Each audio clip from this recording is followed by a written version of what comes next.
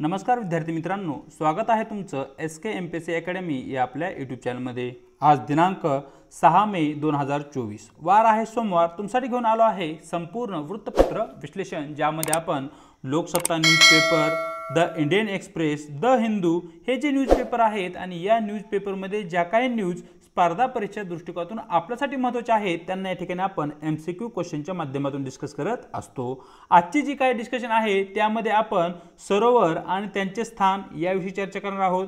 त्याचबरोबर जागतिक press freedom index 2024, sustainable development goals, मौर्यपूर्व काळ, spice board of India, far side of the moon, mount Fuji आणि RBI यावर आधारित जे काही प्रश्न आहेत त्यांना या ठिकाणी आपण डिस्कस करणार आहोत। आणि त्याचबरोबर काल म्हणजे दिनांक 5 मे जो काही एक आपला क्वेश्चन आहे जो की वाढवण बंदरा संदर्भात होता, त्याविषयी काही क्लिअरिफिकेशन या ठिकाणी आपल्याला करायचे आहेत, काही करेक्शन करायचे आहेत, त्याची या ठिकाणी आपण सुरुवातीला चर्चा करणार आहोत। चला तर जी काही आजची आपली डिस्कशन आहे तिला या ठिकाणी आता आपण सुरुवात करूया।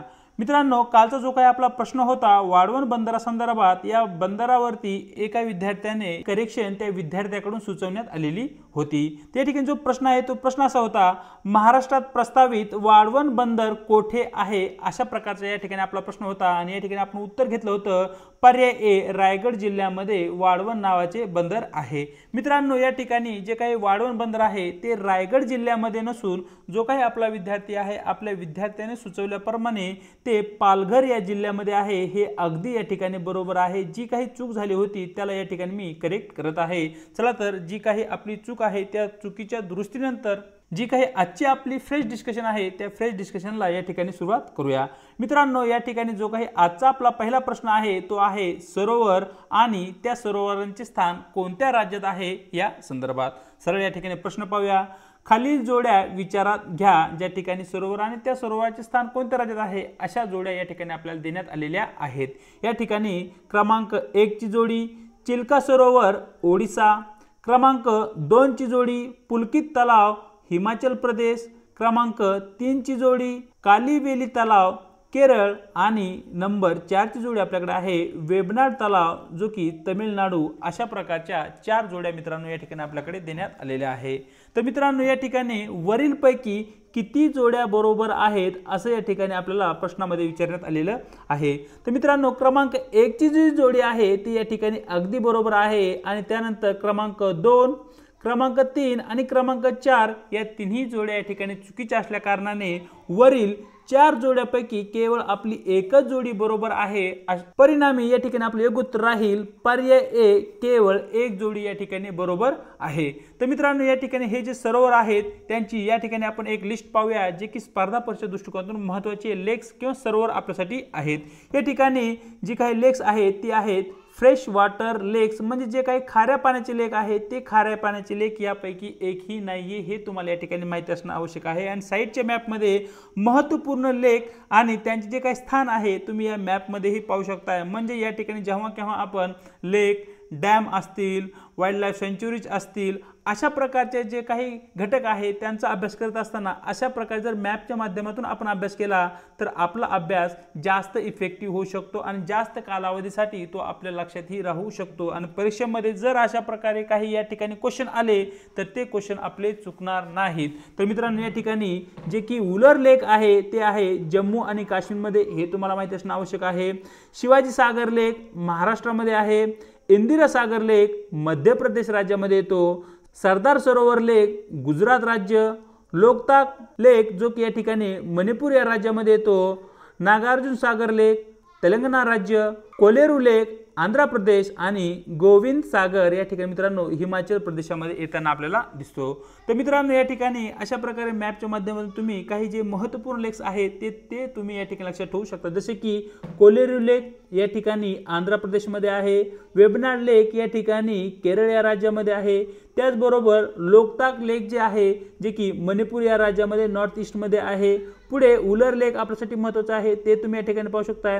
त्याचबरोबर केवल देवी नॅशनल पार्क जे की राजस्थान या राज्यामध्ये आहे ते आपल्यासाठी महत्त्वाचे आहे आणि सांबर लेक जे की राजस्थानमध्येच आपल्याला आढळतं तेही आपल्यासाठी महत्त्वाचे आहे। जे काही महत्त्वाचे लेक्स आहेत, सेंच्युरीज आहेत, वाईल्ड लाईफ सेंच्युरीज आहेत, हे सर्वच्या सर्व अशा प्रकारे मॅपच्या माध्यमातून तुम्ही नोट डाऊन करून घेतले पाहिजे आणि त्याची नोट्स तुम्ही त्या ठिकाणी बनवली पाहिजे।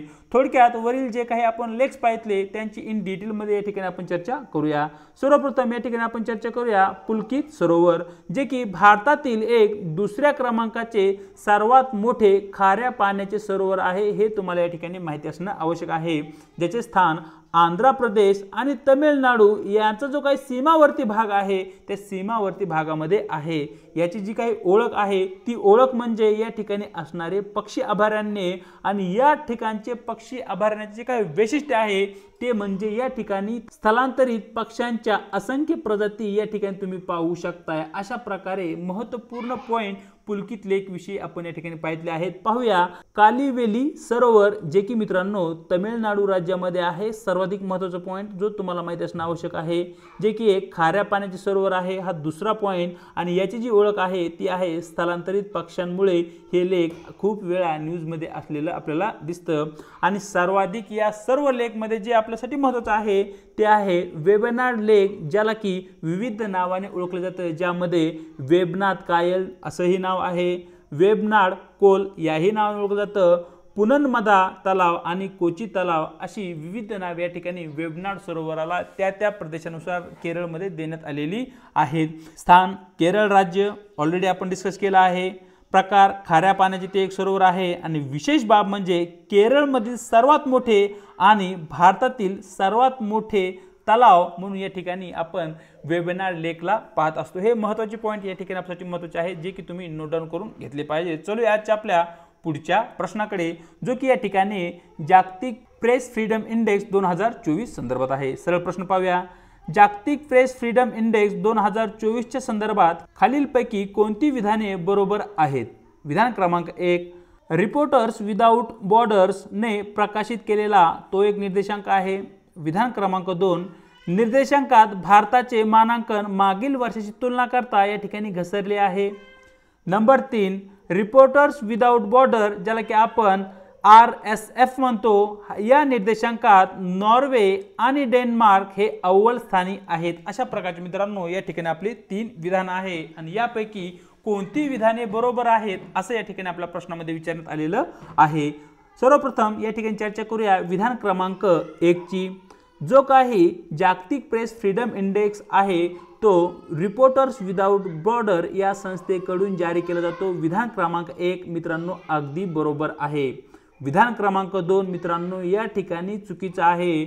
मागच्या वर्षी म्हणजे 2023 ची तुलना करता 2024 मध्ये या ठिकाणी भारताचं जे काही स्थान आहे जागतिक प्रेस फ्रीडम इंडेक्स मध्ये या ठिकाणी वर आलेलं असलेलं दिसतं।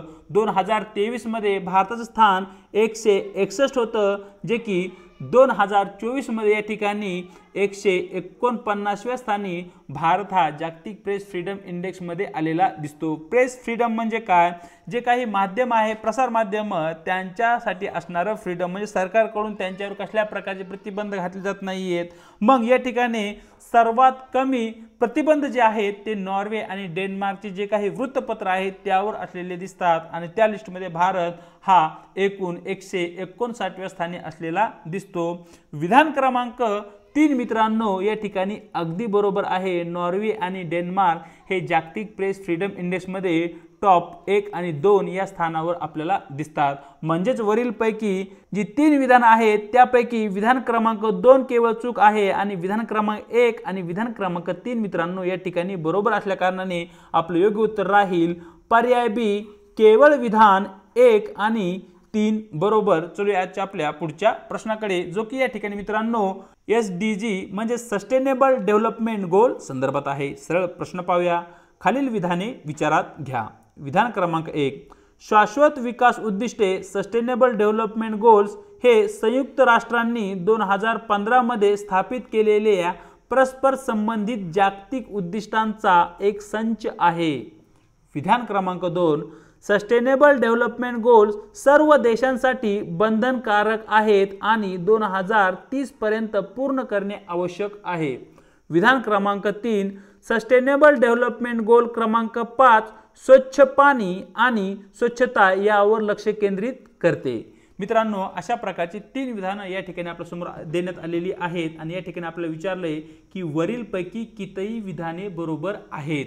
तर या ठिकाणी चर्चा करूया विधानांची, ज्यामध्ये आपण पाहणार आहोत नंबर 1 चे विधान, शाश्वत विकास उद्दिष्टे सस्टेनेबल डेव्हलपमेंट गोल हे संयुक्त राष्ट्रांनी 2015 मध्ये स्थापित केलेले आहेत। हे अगदी बरोबर आहे आणि जागतिक स्तरावर जे काही देश आहेत त्यांनी परस्पर संबंधातून या ठिकाणी या उद्दिष्टांचा जो काही संच आहे तो पूर्ण केला पाहिजे। म्हणजेच या ठिकाणी विधान क्रमांक 1 मित्रांनो अगदी बरोबर आहे। विधान क्रमांक 2 मित्रांनो या ठिकाणी चुकीचं आहे। या विधानामध्ये जे काही सस्टेनेबल डेव्हलपमेंट गोल आहे ते 2030 पर्यंत पूर्ण करणे आवश्यक आहे, हे अगदी बरोबर आहे। परंतु या ठिकाणी हे जी सस्टेनेबल डेव्हलपमेंट गोल विविध देशांना देण्यात आलेले आहेत ते या ठिकाणी बंधनकारक नाहीये, ते अबंधनकारक आहेत। म्हणजे तुम्ही कोणत्याही देशावर गोल्स हे लादू शकत नाही। म्हणजेच या ठिकाणी जे काही विधान क्रमांक 2 आहे ते विधान क्रमांक 2 मित्रांनो या ठिकाणी चुकीचं ठरतं आणि विधान क्रमांक 3 ही या ठिकाणी मित्रांनो चुकीचे विधान आहे। सस्टेनेबल डेव्हलपमेंट गोल क्रमांक 5 जे आहे ते आहे इक्वेलिटी बिफोर जेंडर, म्हणजे स्त्री पुरुष समानता या आधारावर या ठिकाणी सस्टेनेबल डेव्हलपमेंट गोल 5 मध्ये फोकस करण्यात आला आहे। आणि त्याचबरोबर ज्या महिला आणि मुली आहेत यांचं जे काही सबलीकरण आहे या संदर्भात आपण सस्टेनेबल डेव्हलपमेंट गोल क्रमांक 5 पाहू शकतो। म्हणजेच वरील जी काही 3 विधानं आहेत या 3 विधानापैकी केवळ एक विधान बरोबर असल्या कारणाने मित्रांनो आपले योग्य उत्तर राहील पर्याय ए, केवळ विधान 1 बरोबर। चलूया आपल्या पुढच्या प्रश्नाकडे। पुढचा जो काही आपला प्रश्न आहे तो आहे मौर्य काळासंदर्भात, म्हणजे जो काही प्राचीन भारताचा इतिहास आहे त्या प्राचीन भारताच्या इतिहासावर या ठिकाणी आपल्याला प्रश्न विचारण्यात आलेला आहे। यूपीएससी असो एमपीएससी असो, प्राचीन भारताच्या इतिहासामध्ये मौर्य काळावर सर्वाधिक प्रश्न मागच्या काही वर्षांमध्ये आयोगाने विचारलेले आहेत। त्या काळाविषयी आपल्याला इन डिटेलमध्ये माहिती असणं आवश्यक आहे। सरळ प्रश्न पाहूया। मौर्य पूर्व काळ म्हणजे मौर्यांच्या अगोदरचा जो काही काळ आहे, मौर्य पूर्व काळाच्या संदर्भात खालील विधाने विचारात घ्या। या ठिकाणी विधान क्रमांक 1, मौर्य पूर्व काळातील समाज महत्त्वपूर्ण विधी किंवा धार्मिक कार्यात गुंतलेला होता। मौर्य पूर्व काळात व्यापार मोठ्या प्रमाणावर केला जात नव्हता।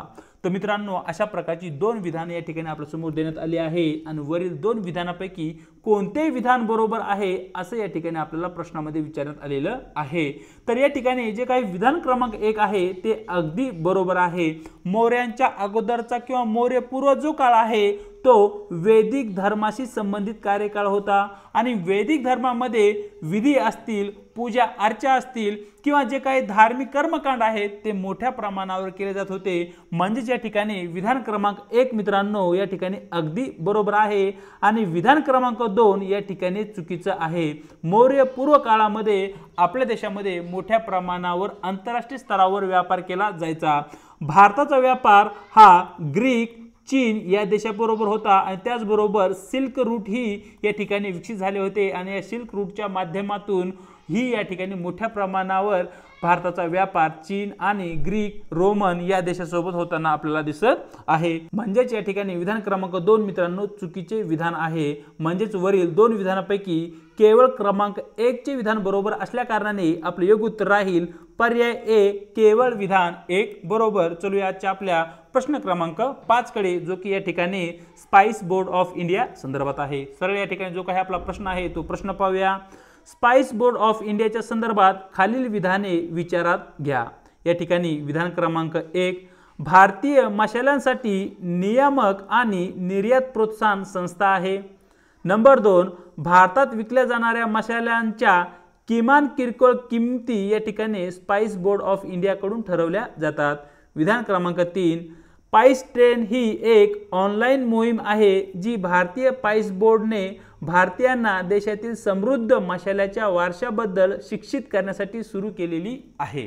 तर या ठिकाणी मित्रांनो वरील जे 3 स्टेटमेंट आहे यापैकी कोणते स्टेटमेंट बरोबर आहेत असं या ठिकाणी प्रश्नामध्ये विचारण्यात आलेले आहे। या ठिकाणी नंबर 1 चे जे विधान आहे ते अगदी बरोबर विधान आहे। स्पाइस बोर्ड ऑफ इंडिया हे भारतातील जे काही मसाले आहेत त्या मसाल्यांसाठी एक नियामक मंडळ म्हणून कार्य करते आणि त्याचबरोबर आपल्या देशातील जे विविध प्रकारचे मसाले आहेत ते विदेशामध्ये व्यापार करण्यासाठी त्यांची मागणी वाढावी यासाठी या ठिकाणी निर्यात प्रोत्साहन देण्याचं कार्य या ठिकाणी स्पाइस बोर्ड ऑफ इंडिया कडून केलं जातं।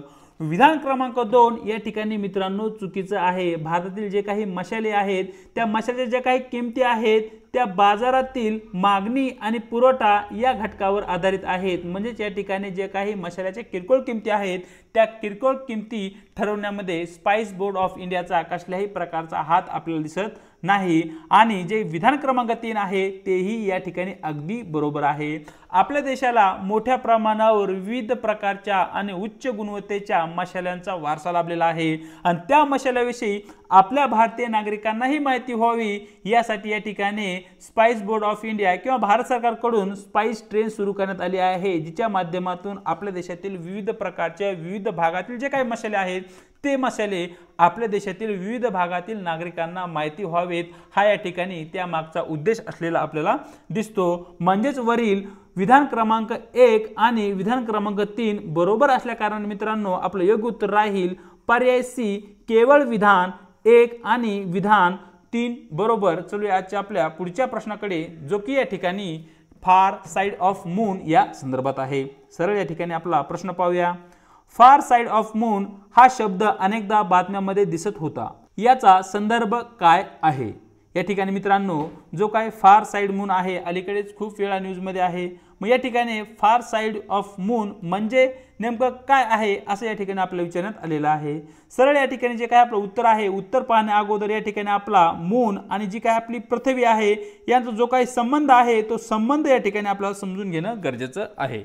मित्रांनो या ठिकाणी जी काय आपली पृथ्वी आहे आपल्या पृथ्वीवरून आपण चंद्राची केवळ एकच म्हणजे जी काय समोरची बाजू आहे ती बाजूच पाहू शकतो आणि चंद्राची जी काय दुसरी बाजू आहे ती या ठिकाणी आपण पाहू शकत नाही। ती जी बाजू आहे त्याच बाजूला या ठिकाणी आपण फार साइड ऑफ द मून असे म्हणतो। म्हणजे या ठिकाणी जो प्रश्न क्रमांक 6 आहे प्रश्न क्रमांक 6 चं आपलं योग्य उत्तर राहील पर्याय डी चंद्राची बाजू जी नेहमी पृथ्वीपासून दूर असते त्या बाजूला या ठिकाणी आपण फार साइड ऑफ द मून असे म्हणतो। प्रश्न क्रमांक 6 योग्य उत्तर राहील पर्याय डी। चलूया आजच्या आपल्या पुढच्या प्रश्नाकडे जो की या ठिकाणी माउंट फुजी संदर्भात आहे। सरळ या ठिकाणी जो काही प्रश्न आहे तो प्रश्न पाहूया। Mount Fuji is a shield volcano, composite volcano, caldera volcano, mid ऑरेंज रिज व्होल्कॅनो। तर मित्रांनो या ठिकाणी माउंट फुजी हा जो माउंटेन आहे तो एक प्रकारचा कंपोजिट व्होल्कॅनो आहे। या ठिकाणी जो काही कंपोजिट व्होल्कॅनो असतो त्याची जर वैशिष्ट्ये आपण पाहितली तर या ठिकाणी जो कंपोजिट व्होल्कॅनो आहे त्याचा उतार असा तीव्र प्रकारचा असतो। त्याचबरोबर या ठिकाणी जे काही लेयर्स तयार होतात जे काही स्तर तयार होतात त्यामध्ये व्होल्कॅनोची राखेचा स्तर असतो, त्यानंतर लाव्याचा स्तर असतो, त्यानंतर जे काही डेब्रिज आहेत खडक आहेत अशा प्रकारचे विविध स्तर या ठिकाणी आपल्याला कंपोजिट व्होल्कॅनो मध्ये दिसतात। या ठिकाणी कमेंट बॉक्स मध्ये तुम्ही मला सांगायचं आहे की माउंट फुजी हा जो व्होल्कॅनो आहे तो कोणत्या देशामध्ये आहे आणि या ठिकाणी प्रश्न क्रमांक 7 चं आपलं योग्य उत्तर राहील पर्याय बी माउंट फुजी हा कंपोजिट प्रकारातील एक व्होल्कॅनो आहे। आणि जे काही व्होल्कॅनोचे इतर प्रकार आहेत ते तुम्ही जिओग्राफी या सेक्शन मधून व्यवस्थित प्रकारे करून घ्यावेत, कारण मागच्या काही वर्षांमध्ये आयोगाने या ठिकाणी बेसिक प्रश्न व्होल्कॅनो या टॉपिकवर विचारलेले आपल्याला दिसतात। पाहूया आजचा आपला शेवटचा प्रश्न जो की मित्रांनो या ठिकाणी आरबीआय संदर्भात आहे। सरळ या ठिकाणी प्रश्न पाहूया। Reserve bank of India may choose to repurchase government securities from open market to. म्हणजे या ठिकाणी जर आरबीआयने ओपन मार्केटमधून ज्या काही गव्हर्नमेंटच्या सिक्युरिटीज आहेत त्याची पुनर्खरेदी केली तर काय होईल असं या ठिकाणी सरळ या प्रश्नामध्ये विचारण्यात आलेलं आहे। सर्वप्रथम तुम्हाला गव्हर्नमेंट सिक्युरिटीज म्हणजे काय हे माहिती असणं आवश्यक आहे आणि गव्हर्नमेंट सिक्युरिटीज आणि आरबीआय यांचा नेमका काय संबंध आहे हेही तुम्हाला या ठिकाणी समजणं आवश्यक आहे। तेव्हा तुम्ही अशा प्रकारचे काय प्रश्न असतात त्या प्रश्नाचं या ठिकाणी उत्तर देऊ शकताय। ज्या प्रकारे आपल्याला पैशाची गरज असते खर्च भागवण्यासाठी त्या प्रकारे गव्हर्नमेंटलाही खर्च भागवण्यासाठी पैशाची गरज असते। कधी कधी पैसा पुरेशा प्रमाणात आपल्याकडे असतो आणि जेव्हा आपल्याकडे पैसा पुरेशा प्रमाणात नसतो तेव्हा आपण लोन स्वरूपामध्ये पैसा इतर व्यक्तीकडून किंवा बँकेकडून घेत असतो। अगदी त्या प्रकारे गव्हर्नमेंट ही काय करते ज्या काही गव्हर्नमेंट सिक्युरिटीज आहेत त्या सिक्युरिटीज इश्यू करून मार्केटमधून लोन घेत असते। गव्हर्नमेंट सिक्युरिटीज म्हणजे काय, तर काय नाही, सरळ एक कागद असतो ज्यावर 100 कोटी, 10 कोटी, 500 कोटी, 1000 कोटी अशा रूपाचा एक आकडा लिहिलेला असतो। मग या ठिकाणी फॉर एक्झाम्पल 2023 या सालासाठी गव्हर्नमेंटला 100 कोटी रुपयांची आवश्यकता आहे। मग गव्हर्नमेंट काय करतं, आरबीआयच्या माध्यमातून ओपन मार्केटमध्ये म्हणजे की जे काही शेअर मार्केट आहे, बँकिंग मार्केट आहे, त्या मार्केटमध्ये अशा प्रकारचा 100 कोटी रुपये किमतीचा या ठिकाणी बॉन्ड इश्यू करतं किंवा सिक्युरिटीज इश्यू करतं। या अंतर्गत या बॉन्डमध्ये असं लिखित असतं की 2023 मध्ये जी कोणती वित्तीय संस्था हा बॉन्ड खरेदी करेल त्या वित्तीय संस्थेला 2024 मध्ये आम्ही काय करू, 105 कोटी देऊ। म्हणजे या ठिकाणी 100 कोटीवर 5% त्या ठिकाणी आम्ही रिटर्न्स देऊ। ज्या कोणत्या संस्थेला वाटेल की 5% हा जो परतावा आहे तो आपल्यासाठी चांगला आहे, मग ती बँक काय करेल, या ठिकाणी गव्हर्नमेंटचा हा बॉन्ड स्वतःकडे घेईल आणि गव्हर्नमेंटला या ठिकाणी 100 कोटी रुपये व्याजाने देईल।